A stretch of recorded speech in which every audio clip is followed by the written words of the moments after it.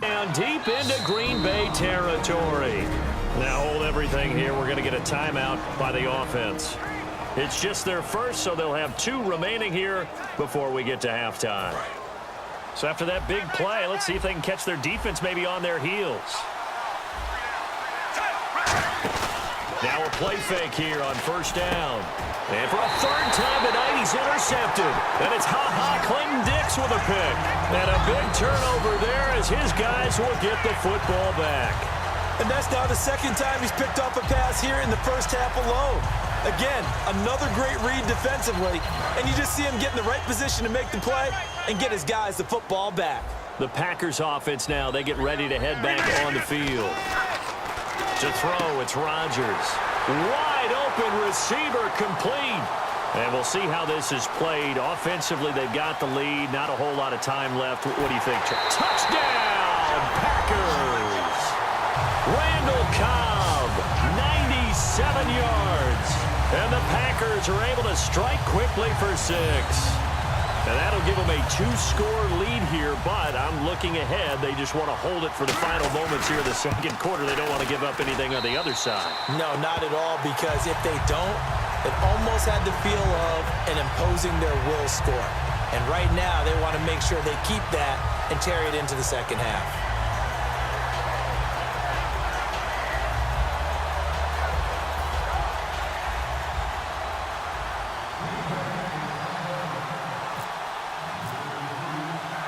Now after the touchdown, here's Crosby to kick it away. This is fielded a couple yards deep. And he'll bring it a few past the 20 to the 23-yard line. And now Baltimore gets set to take the field. And with time quickly fading here in the 2nd quarter, not sure how aggressively, offensively they want to play this. I think we'll find out just how much they trust their guys in this situation if they decide to take a shot. And no press coverage here. They are backing off in the secondary. They go back to the air here after the INT. And he'll be hit as he releases it, and that'll fall incomplete. The good signal callers will never go back in the huddle and play the blame game because they need those guys to protect him. But on that last one, his offensive line, they lost their leverage very quickly, and that's why they were able to get to him and hit him as he tried to throw the football and force an incompletion. Oh, he's got a little daylight. And he goes out of bounds across the 40-yard line. A good pickup there of 20 yards. Man, defensively, that hurts. They got him out of his rhythm. They had him hemmed in, but somehow he was able to tuck it away and get away for a gain.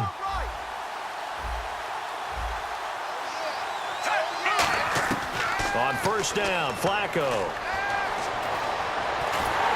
And he's going to go down. Couldn't get a throw off with the pressure.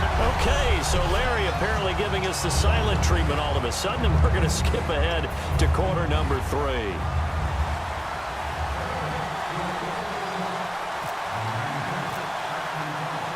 So both teams have their marching orders, and we'll get going again here in quarter number 3.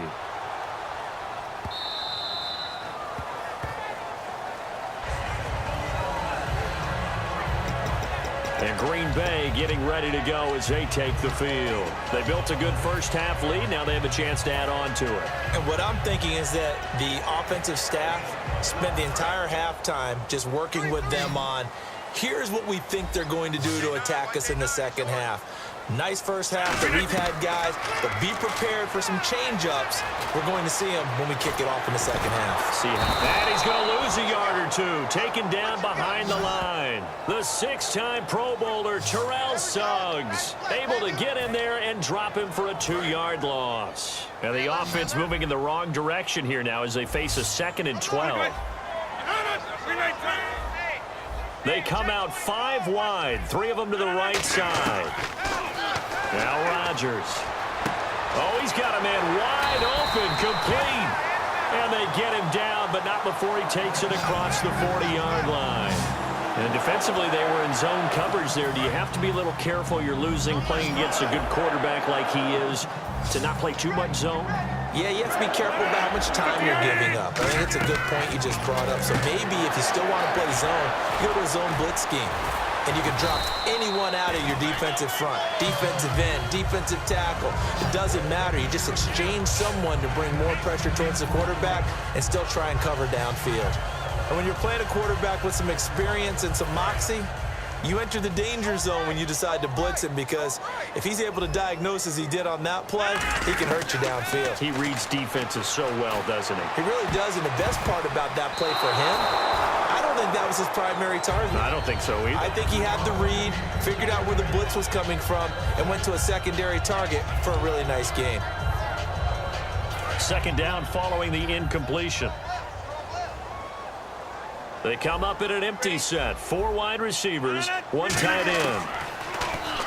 Rodgers going to throw. And he's going to go down. Back across midfield. He's sacked at the 46.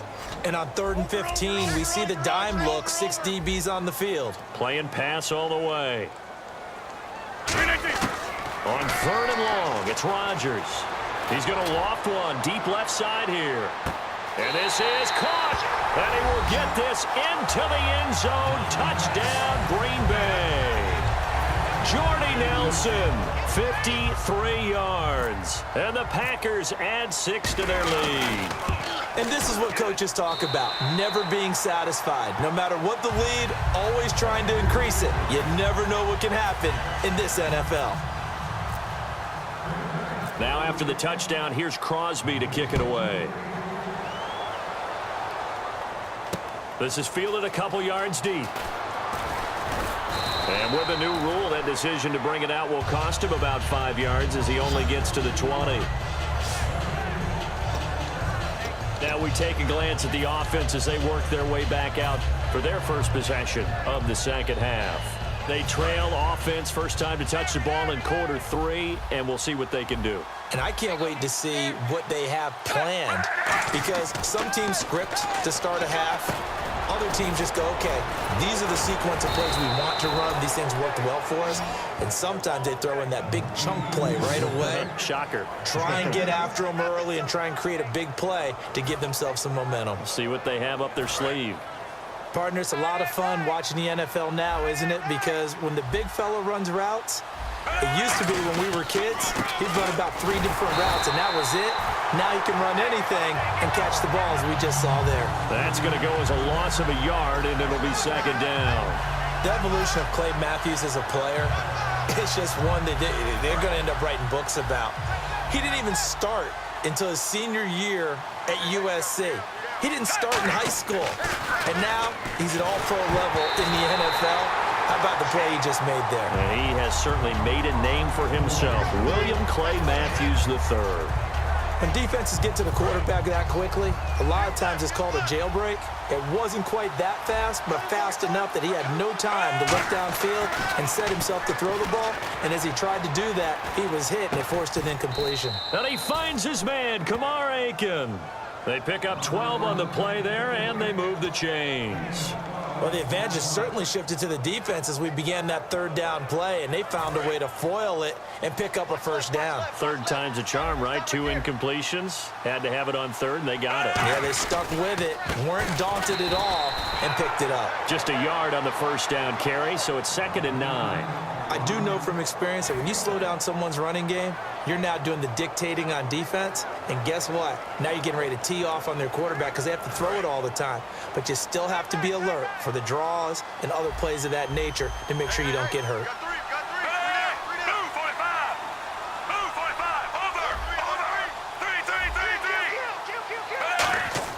On 2nd down, Flacco to throw. And he's going to be taken down here. Back across midfield, 3 yards away from midfield at the 47. That's his 2nd sack of the game. The best defensive ends, they do their homework as much as offensive guys do. They know how to beat the offensive lineman across from them, what moves they need to do to set them up. This guy's been pretty good at it all game long. 2nd down, sack by the defense. What type of pressure will they bring here on 3rd? We'll see. 3rd and long for Joe Flacco. But it's caught on the right side at Smith. It'll be a pickup of 13 on the play, and that's going to make it 4th down. They didn't get the first down, but I have to say I do like the call. I like what they were trying to do. Try and hit your receiver on the run and see if he can pick it up. Keep it on his feet, get a little rack yardage. Yeah, but a nice job defensively to get to him and keep him short of the first.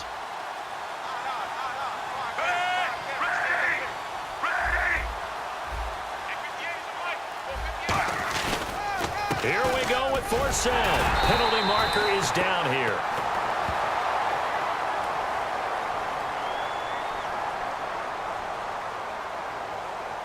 Holding offense.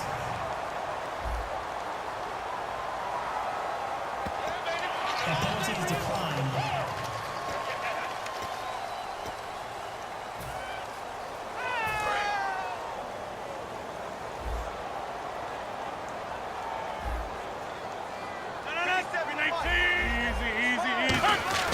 Now a play fake here on 1st down. Surveying the field. He's going to launch this thing way downfield. And they went big on 1st down. Proves unfruitful. One of the toughest things about playing defensive back is pattern reading, trying to figure out what they're doing. And on that one, they had the fly, just sending a guy downfield with the in route accompanying it, what people call a dagger route, trying to hit the guy underneath after the clear out. In this case, though, they're not able to get it done. Yeah, they said forget the underneath route. They went for the guy on the fly, but as you said, incomplete. And that was a really nice run there to bring up 3rd and short. After the incompletion on 1st down, it's awfully nice to have a running back that you can hand it to and put you back in a good situation. And defensively, Baltimore's in a dime look here on 3rd. They'll try and run for it. Here's Lacy. And he gets this one across midfield for back now at Lambeau. A lot of happy faces in the crowd at this point as their guys have a big lead here to start quarter number 4. So the run gets them the first, and now they operate with a fresh set of downs. And they're going to go soft on the corners. They go play action here on 1st down. And there's a flag on the play. Dancing to his left. And this is caught for a touchdown. Now hold everything here. Flag in the backfield. This one might be coming back. Holding offense. Still 1st down.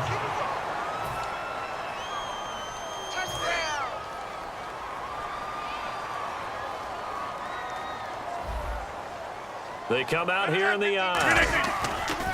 Throwing now is Rodgers. Under a heavy rush, and down he goes. Elvis Dumerville leading the surge there. He drops in for a loss of 6. Looking to speed things up here, going with some tempo. 26.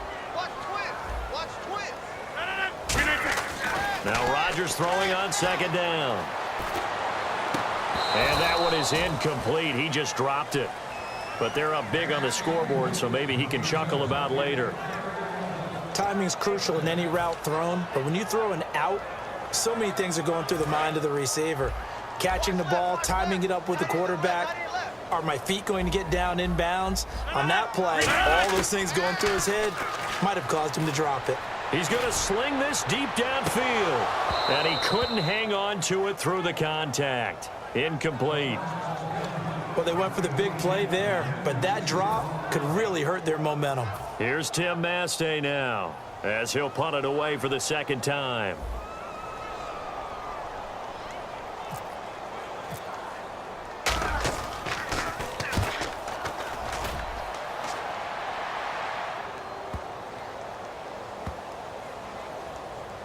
And great special teams work here. This is knocking on the door of the 5. They'll spot it at the 6-yard line.